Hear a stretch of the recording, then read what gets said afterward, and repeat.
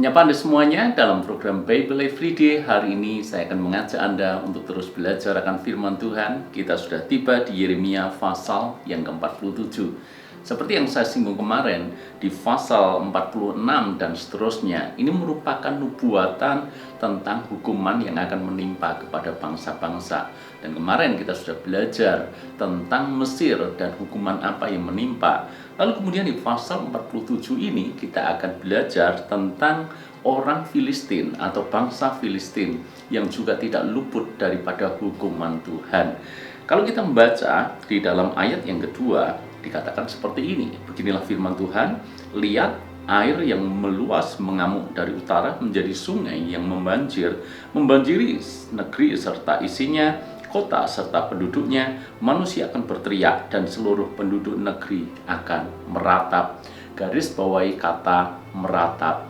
Mereka berteriak, tidak hanya sekedar berteriak, mereka meratap. Apa artinya? Bahwa artinya adalah mereka akan mengalami penderitaan yang sangat hebat. Di dalam ayat yang ketiga dikatakan, para ayah tidak lagi berpaling menoleh kepada anak-anak, sebab tangan mereka sudah lemas. Bahkan seorang ayah pun tidak bisa berbuat apa-apa untuk anaknya. Ayat yang keempat, oleh karena telah tiba harinya untuk membinasakan semua orang Filistin dan melenyapkan bagi Tirus dan Sidon setiap penolong yang masih tinggal. Sungguh Tuhan akan membinasakan orang Filistin, yakni sisa orang yang datang dari pulau Kaftor. Mungkin menjadi pertanyaan, kenapa Filistin dihukum Tuhan? Kenapa Filistin mengalami penderitaan yang sangat hebat?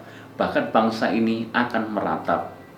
Yeremia yang mendapatkan nubuatan ini dan harus disampaikan, itu saja mengalami kengerian yang hebat ketika membayangkan apa yang bakal menimpa bangsa Filistin ini.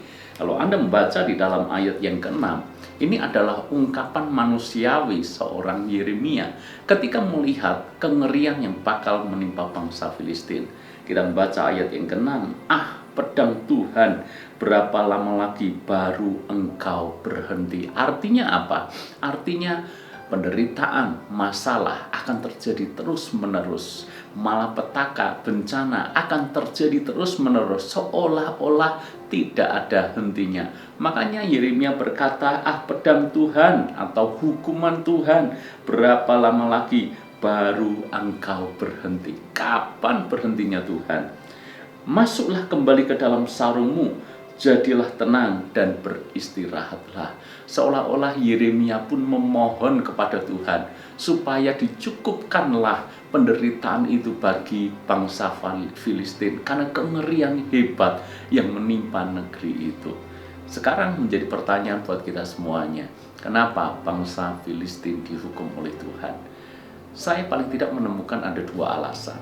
Alasan yang pertama kita akan temukan di dalam bagian ayat yang ke-5b.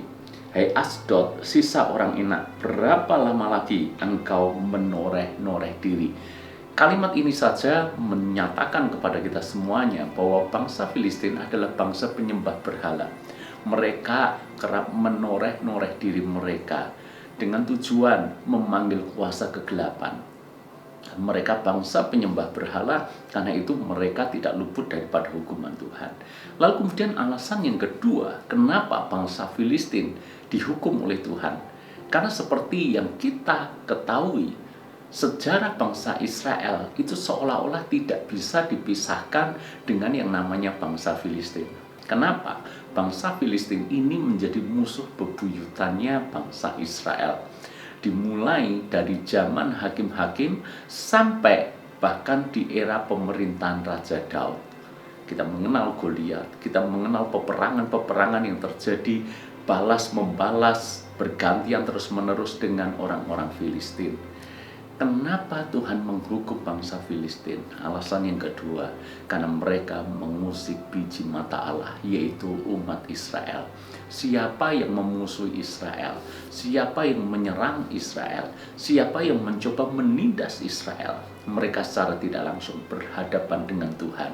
Sebab Tuhan sendiri mengatakan bahwa bangsa Israel itu biji mata Allah, kesayangan Allah sendiri. Ketika mereka mengusik biji mata Allah, sama saja mereka sedang mengusik Allah. Maka dari hal ini kita melihat bahwa sesungguhnya saudara dan saya, orang percaya di dalam Kristus Yesus menjadi biji mata Allah, maka kita akan dijagai, maka kita akan dilindungi. Dan barang siapa mengusik biji mata Allah, mereka akan berurusan dengan Tuhan. Fakta ini menunjukkan bahwa Tuhan akan menjadi pembela buat kita semuanya. Karena itu kita perlu juga hati-hati dalam menjalani hidup. Jangan sekali-kali mengusik biji mata Allah, sebab Tuhan sangat menyayanginya. Lihat bagaimana bangsa Filistin harus mengalami penderitaan yang hebat karena mereka mengusik biji mata Allah. Demikian juga kita diingatkan melalui renungan hari ini, jangan menjadi penyembah-penyembah berhala. Jadikan Tuhan sebagai satu-satunya Tuhan yang berdaulat penuh atas hidup kita. Saya tahu bahwa hari-hari ini ada begitu banyak ilah-ilah modern yang seringkali tanpa disadari menjadi Tuhan di dalam hidup kita. Fokus kita tidak lagi kepada Tuhan, tetapi mulai melenceng, menyimpang. Kita mulai berpaling kepada uang, kita mulai menyembah pekerjaan, kita mulai mendewakan jabatan, kita mulai mengandalkan orang-orang yang kita merasa itu bisa membantu kita. Hati-hati, itu artinya kita telah menduakan Tuhan. Karena itu saudara, melalui firman Tuhan hari ini, jangan menjadi penyembah berhala dan jangan mengusik biji mata Allah, orang yang diurapi oleh Tuhan. Tuhan memberkati kita semuanya.